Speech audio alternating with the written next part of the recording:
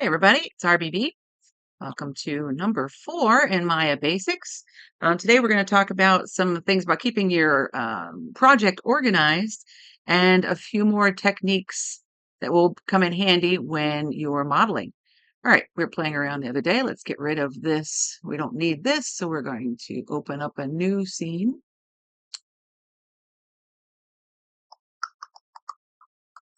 Now oops, do we need to say the scene? No, thank you. I was like, I know, I'm missing a pop-up. All right, what's the first thing we need to do when we open up Maya? We need to set our project. Okay, so let's go over to File, down to Set Project.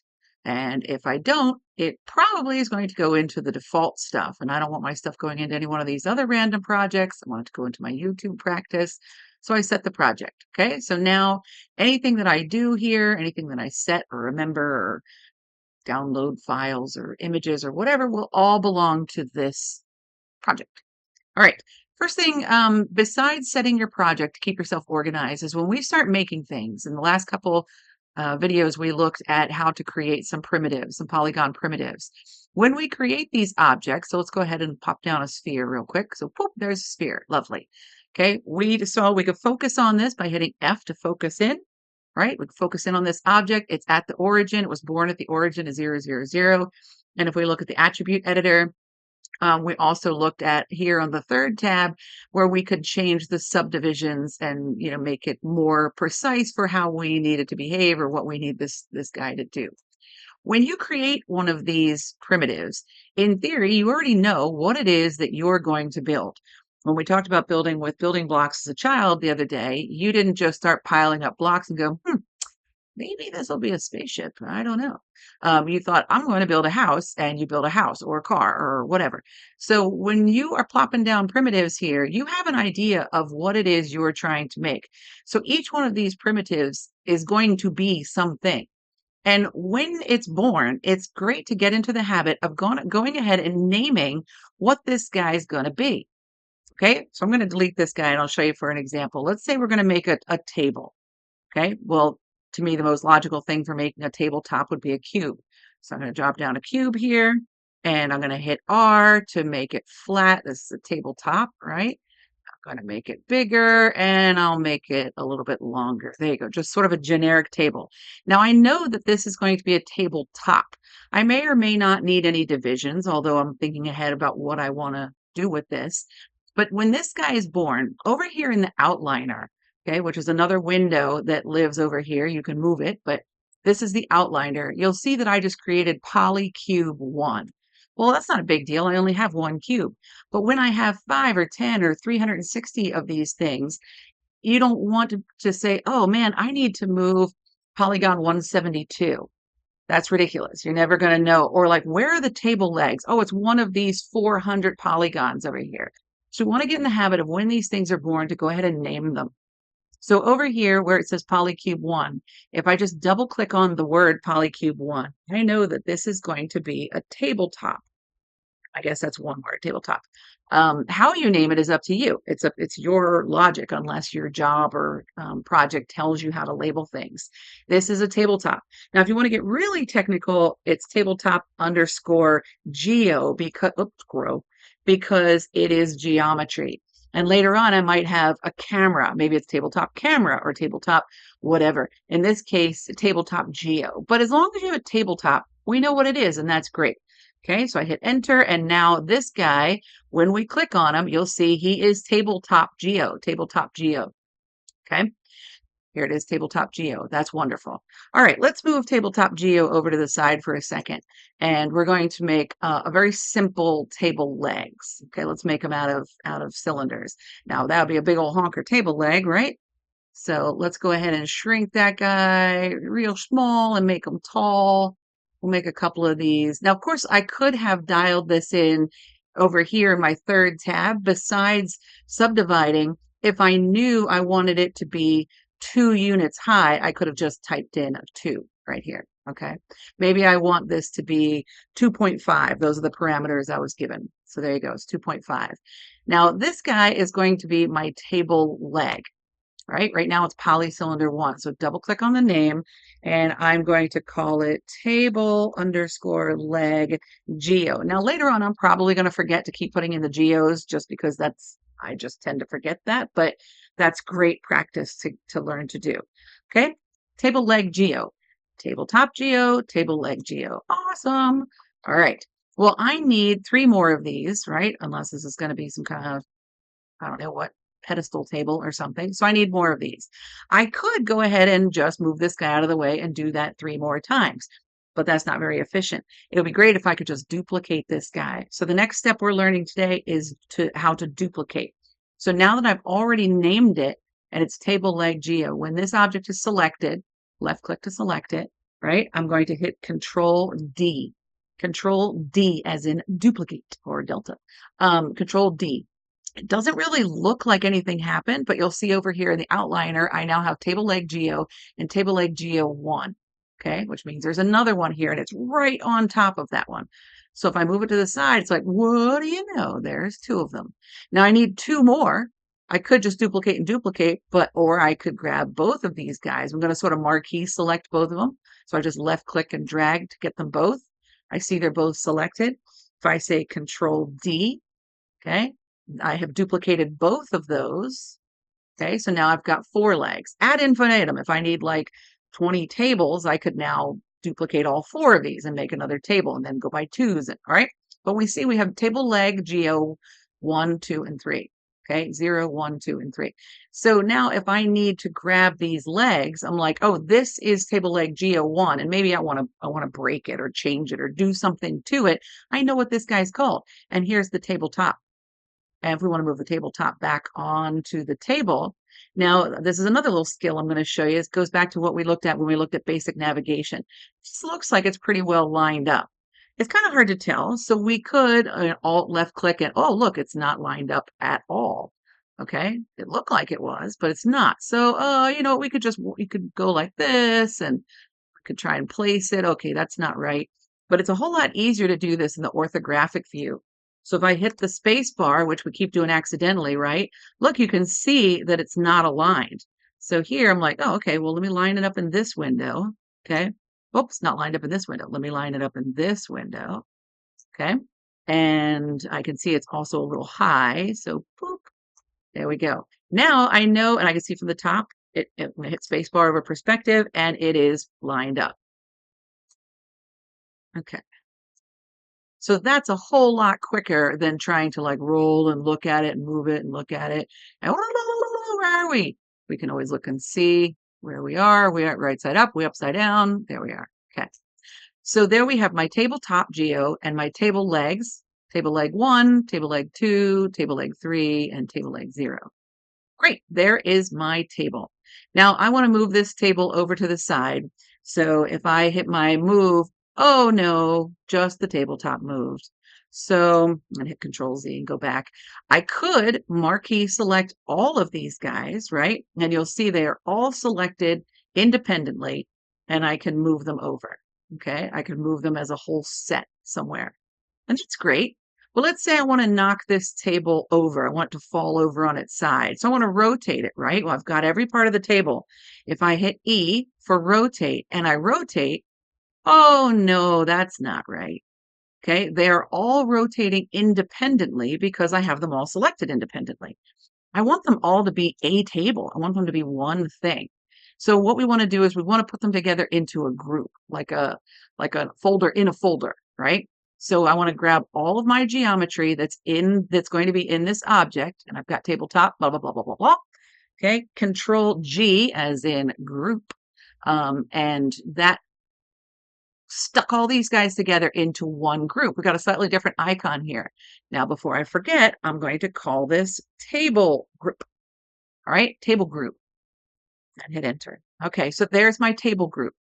Now, you see the little plus icon right here? If I open this, I can see that that table group is made up of the tabletop and the 4 legs. Okay, I can grab any one of these guys individually. They are still individual people, right? They're still individual objects and can rotate on his own or scale on his own or do whatever he wants to do. But in the end, he's part of this group. And if I were to choose the group itself, now the group will rotate as a single unit. Okay, which is really handy if I want to like tilt something or move something or scale something. Because if I scaled it and it wasn't a group, they would scale independently. Now, if I want to scale it, this whole table will scale as a group. Okay, I want to make sure we label the groups.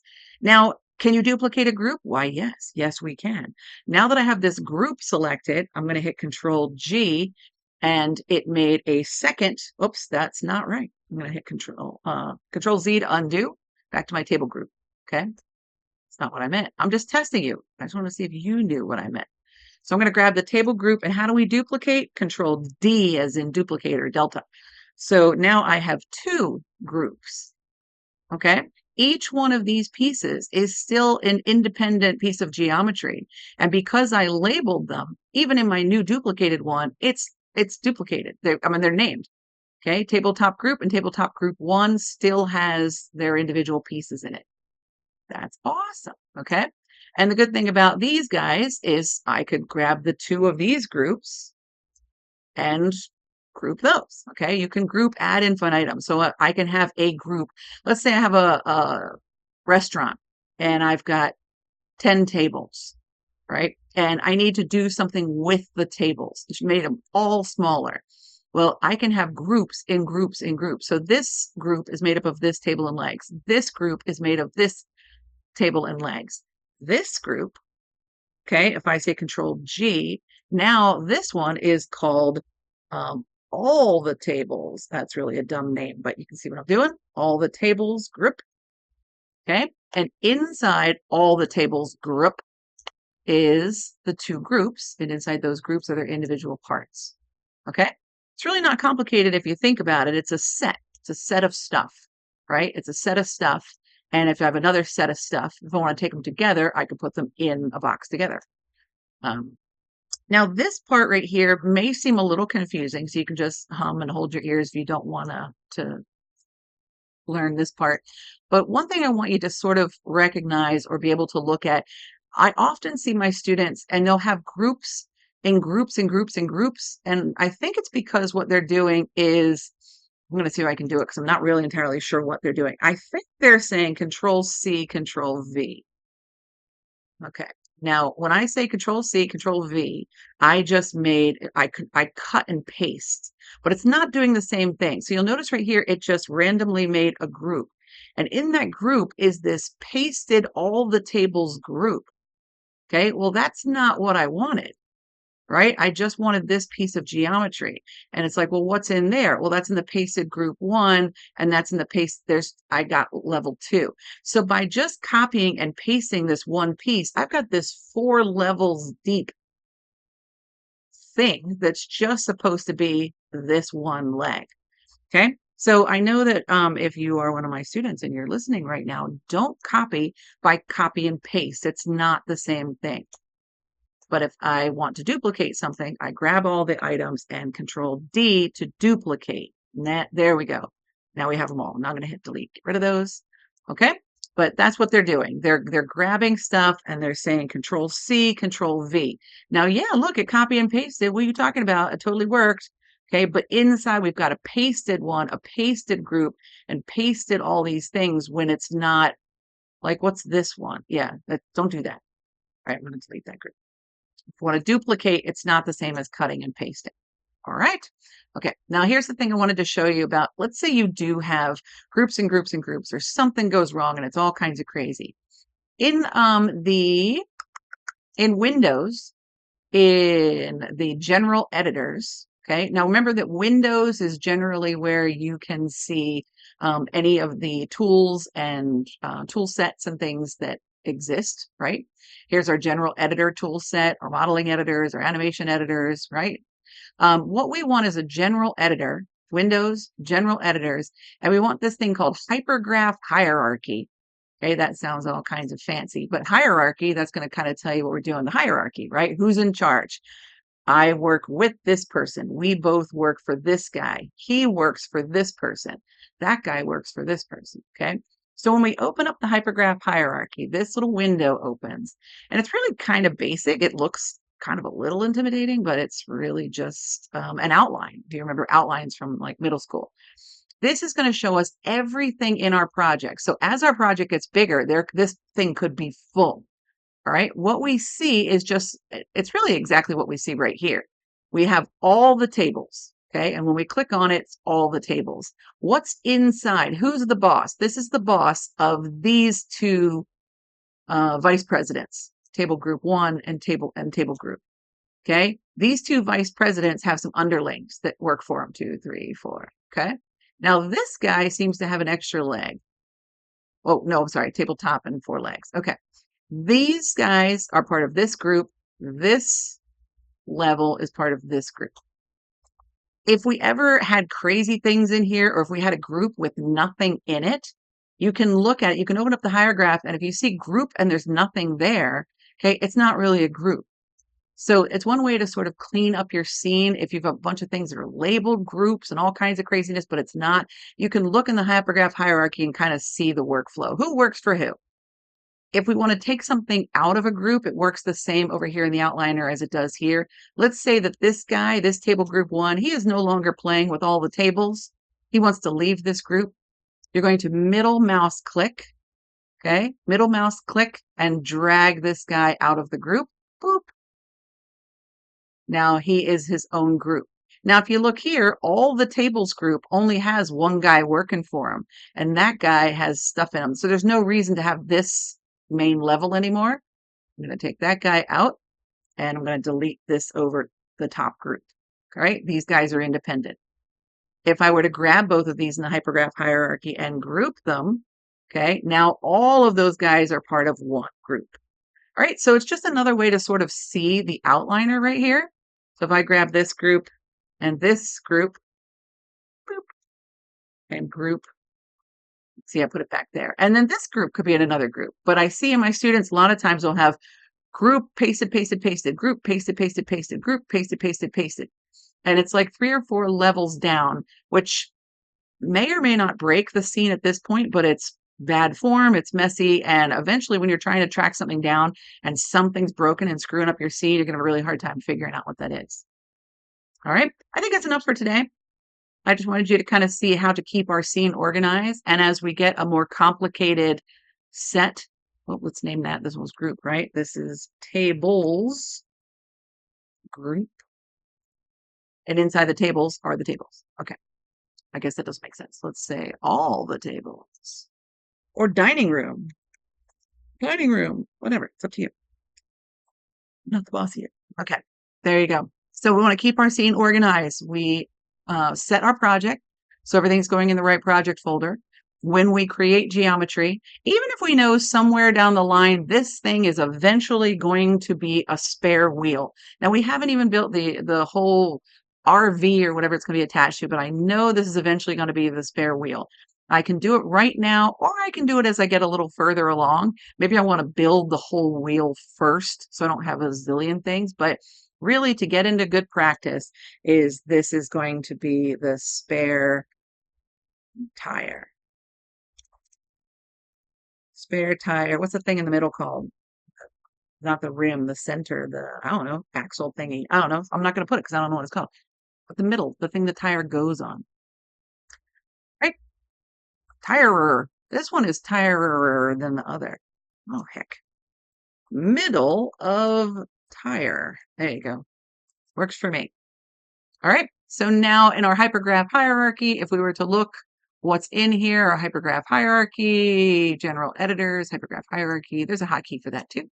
I can see these are the things. I've got my dining room tables, which has those two, and my middle of the tire group for some reason. All right. That's silly. I don't want that in here with my tables. I'm going to end this today. So we're going to go ahead and save our scene. Now, we've not saved this scene before. So the first time we save a scene is save scene as. We had this yada yada one before. But I'm going to call this one tables, just tables. We'll just call it tables. Works for me. Tables. Okay. Save as. Now, if we set our project, this tables file will be in the same folder, open scene, yada, yada, and tables. There we go. It's in projects, YouTube practice in my scenes. Perfect. Now, if I did something else to this, if I move this around, if I duplicated a few more things, all that kind of good stuff, if I duplicated it again and did a little more work, and I'm like, oh, you know what? I need to save this scene. It's not really worth a whole new scene. It's just upgraded, right? So in this case, I'm going to say File and Save Scene. That's going to write over that tables scene that I just did, and it's going to write over it.